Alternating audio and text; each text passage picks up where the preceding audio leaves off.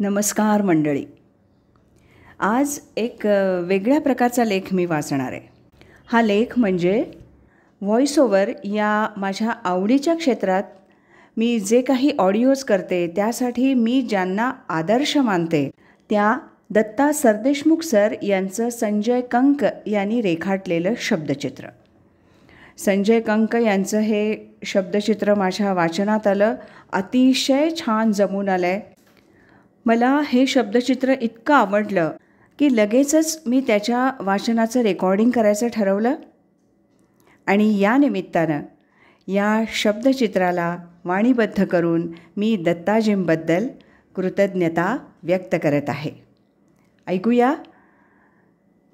ऐकण्यासारखा संजय कंक यांनी रेखाटलेलं हे शब्दचित्र. वाचक स्वर सुवर्णा बोडस. आवाज. नादब्रह्माचं दुसरं नाव. आवाज किंवा ध्वनीची सुरुवात नेमकी कधी झाली असावी सांगता येत नाही, पण तर्कसंगत विचार केला तर कदाचित अंदाज बांधता येईल. या विश्वाची निर्मिती एका महास्फोटाद्वारे झाली असावी असं सगळे शास्त्रज्ञ सांगतात. तर मग तो महास्फोट झाला तेव्हा प्रथम महाध्वनीची नक्कीच निर्मिती झाली असणार. नंतर कधी त्या आवाजाची निर्मिती माध्यमं बदलत गेली. तो पाण्याच्या प्रवाहातून आला, पानांच्या सळसळीतून आला, पक्ष्यांच्या गळ्यातून आला, तसाच कृष्णाच्या बासरीतून आला आणि त्याच कृष्णाच्या पांचजन्यातूनही आला. त्याच्या जन्मापासूनच त्याला माधुर्य ते बेसूर असं हवं तेव्हा हवं तसं आणि हवं तिथं रूप घेण्याचं तसंच प्रवाहीपणाचं देखील वरदान होतं. एकदा असाच तो नाद सुरील रूप घेत प्रवाही झाला. वाटेतल्या अनेक मधाच्या पोळ्यात भिजून अधिक मधुर झाला आणि कुठून प्रकटावं अशा विचारात योग्य जागेच्या शोधात निघाला. औसा हे लातूर जिल्ह्यातलं एक गाव. सरदेशमुखांच्या घरी पुत्रजन्म झाला आणि त्या नादब्रह्माला ती योग्य जागा त्या सुपुत्राच्या गळ्याच्या रूपात सापडली. त्या बाळाचं रडणं इतकं सुरात होतं की रडणं ऐकायला शेजारी गर्दी करत. ते बाळ म्हणजेच घरी राजा या लाडिक नावानं ओळखले जाणारे आवाजाचे जादूगार दत्ताजी सरदेशमुख. कुठलंही लहान मूल रडायला लागलं की त्याच्या पाळण्यावर भिंगरी किंवा खेळणं टांगलं की ते मूल शांत होतं, खेळू लागतं. पण दत्ताजी पाळण्यात असताना त्यांचे मातापिता बहुधा पाळण्यावर रेडिओ टांगत असावेत. इतकं आकर्षण त्यांना लहानपणापासून रेडिओबद्दल होतं. त्यांनी एकच ध्यास घेतला होता, आकाशवाणीतच काम करणार, मग ते शिपाई म्हणून का असेना. दत्ताजींच्या एका मित्राकडं टेप रेकॉर्डर होता. त्यावर ते सिनेमाचे देवानंद, दिलीप कुमार अशा अभिनेत्यांचे डायलॉग रेकॉर्ड करून सराव करायचे. अमीन सयानी हे त्यांचे आद्य गुरु. त्यावेळी बिनाका गीतमाला ऐकण्यासाठी त्यांनी एकदा हॉस्टेलवर असताना रेक्टरची खोली मास्टरकी वापरून उघडली आणि बिनाका गीतमाला ऐकली. त्याचवेळी रेक्टर आले. खोली उघडल्याबद्दल बोललीच नाही तर छडीचा मार खाल्ला आणि तेव्हाच दत्ताजींनी मनाशी खूणगाठ बांधली की एक दिवस हेच रेक्टर गुरुजी माझा सत्कार करायला मला बोलावतील. इतकं मोठं मला व्हायचं आहे, तेही आकाशवाणीवर. आणि संधी चालून आली. एकदा रेडिओ ऐकताना त्यांनी आकाशवाणीवर निवेदक पाहिजे असल्याची जाहिरात ऐकली. त्यांनी अर्ज भरला. मुलाखतीला त्यांनी ज्यांना मनानं गुरु मानलं होतं ते आकाशवाणी पुण्याचे नाट्य विभाग प्रमुख पुरुषोत्तम जोशी होते. 1975च्या काळात पुणे आकाशवाणीला व्हॉइस टेस्ट आणि मुलाखतीला 800 उमेदवार होते. जोशी सरांनी दत्ताजींना विचारलं, तुझा आवाज चांगला आहे, तू गायक का होत नाहीस? तुला निवेदकच का व्हायचं आहे? हजर जबाबी दत्ताजी उत्तरले, निवेदकाला पर्यायच नसतो. रेडिओ चालू केला की लोकांना त्याचा आवाज ऐकावाच लागतो. अर्थातच दत्ताजींची निवेदक म्हणून निवड झाली आणि 16 जुलै 1976ला जळगाव आकाशवाणी केंद्रात दत्ताजी निवेदक म्हणून रुजू झाले. तेव्हा दूरदर्शनचा जमाना नव्हता, तर रेडिओचं सुवर्णयुग सुरू होतं. निवेदनाचं पॅशन, भरदार मर्दानी आवाज, नेमका आणि स्पष्ट शब्दोच्चार, संवादफेकीची हातोटी, वाक्याच्या योग्य जागी पॉज, योग्य त्या शब्दावर आवश्यक तेवढा जोर, पात्राच्या तोंडी असलेले शब्द त्या भावना त्याच ताकदीनं पोहोचवून श्रोत्यांच्या काळजाला हात घालण्याची सहजता आणि अचूक टायमिंग, अशा जबरदस्त भांडवलावर दत्ताजींचा कार्यकाळ सुरू झाला. या निवेदकाच्या कामातले बारकावे शिकण्याचा त्यांचा ध्यास टीप कागदासारखा होता. अपेक्षित शब्दोच्चार, जसं ज अक्षर जळगाव आणि जहाज, च अक्षर चहा आणि चतकोर, न आणि नानासाहेब आणि पाणी यांचे नेमके उच्चार, माझं घर माझं शेत या शेतकरी बंधूंसाठीच्या कार्यक्रमाच्या सुरुवातीचं स्वागतपर रामराम म्हणणं आणि शेवटी समारोपाचं रामराम हे म्हणणं यातलं टायमिंग, बाजारभाव सांगतानाचा वेग, हरवलेल्या व्यक्तींचं निवेदन करतानाचा किंचित हळवा आवाज, आपली आवड, आपकी पसंत अशा श्रोत्यांच्या आवडीच्या गीतांचा कार्यक्रम सादर करताना गाण्याला पसंती कळवणाऱ्या श्रोत्यांची नावं आणि त्यांचं गाव सांगताना स्वल्पविराम, डॅश अशा विरामचिन्हांचा योग्य उच्चार, उदाहरणार्थ अजय, विजय, संजय आणि बबली कंक, नाशिक. हवामानाचा अंदाज सांगतानाची विशिष्ट ढब, क्रमशः कादंबरी वाचन, कौटुंबिक श्रुतिकेतला सहभाग, रेडिओच्या नभोनाट्यातल्या भूमिका आपल्या स्वराभिनयानं श्रोत्यांच्या मनःचक्षुसमोर साकार करणं, ह्यात त्यांचा हातखंडा. मराठीतले प्रमाणित म्हणजे स्टँडर्ड शब्द रेडिओवर वापरावे लागतात. उदाहरणार्थ वापसच्या ऐवजी परत हा शब्द. असे अनेक बारकावे वेगवेगळ्या व्यक्तींकडून ते शिकत गेले. रेडिओ हे श्राव्य माध्यम आहे याचं भान त्यांनी आयुष्यभर ठेवलं.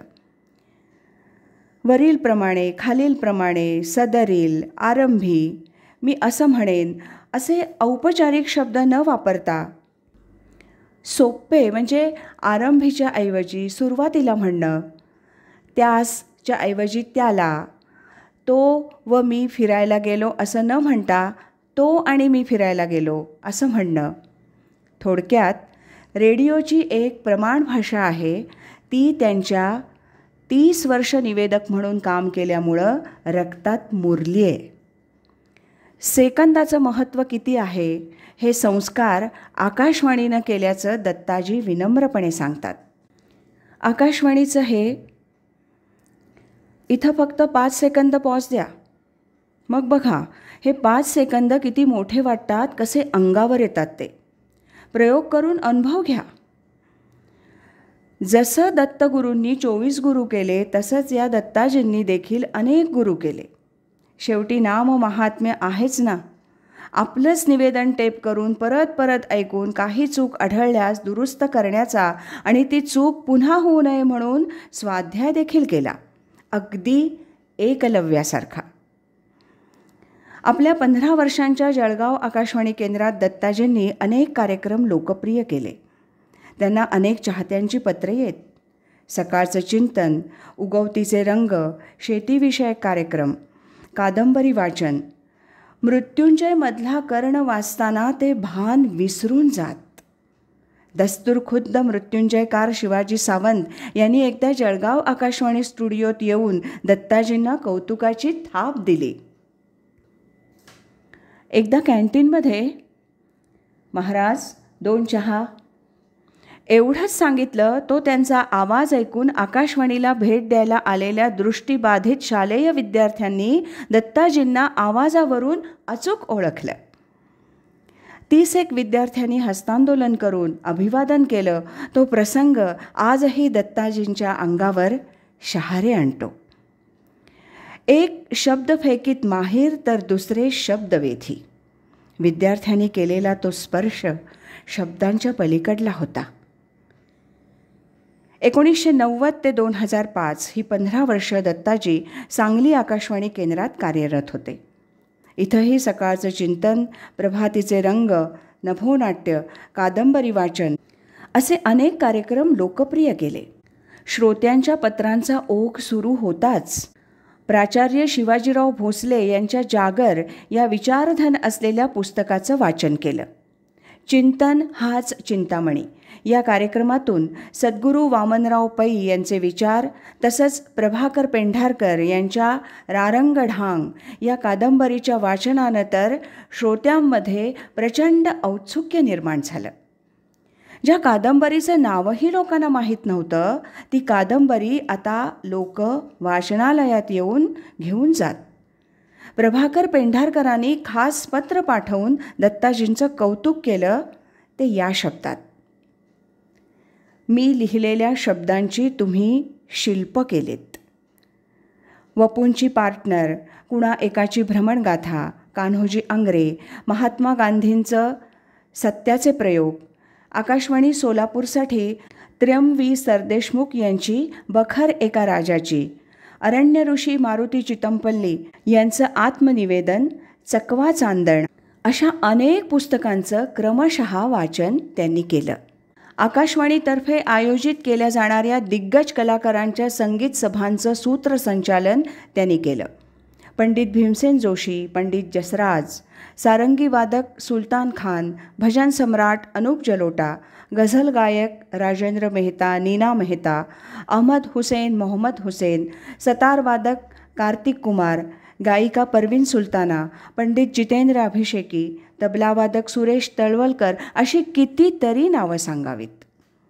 2005 सांगली आकाशवाणी केंद्रातून दत्ताजींनी वयाच्या 50व्या वर्षी स्वेच्छानिवृत्ती घेतली आणि निवेदनाचं हे शिवधनुष्य 30 वर्षांच्या तपश्चर्येनंतर खाली ठेवलं.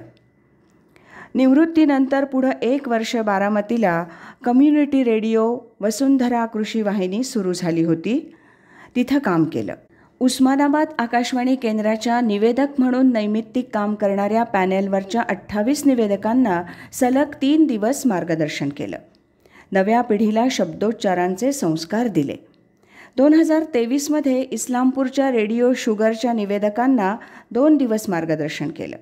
अगदी अलीकडच्या काळात साहित्य क्षेत्रातल्या वेचक आणि वेधक लेखांचं वाचन करून ऐकण्यासारखं दत्ताजी सरदेशमुख आणि चिंतन दत्ता सरदेशमुख या 2 यूट्यूब चॅनलवर प्रसारित करण्याचं व्रत दत्ताजींनी घेतलं आहे.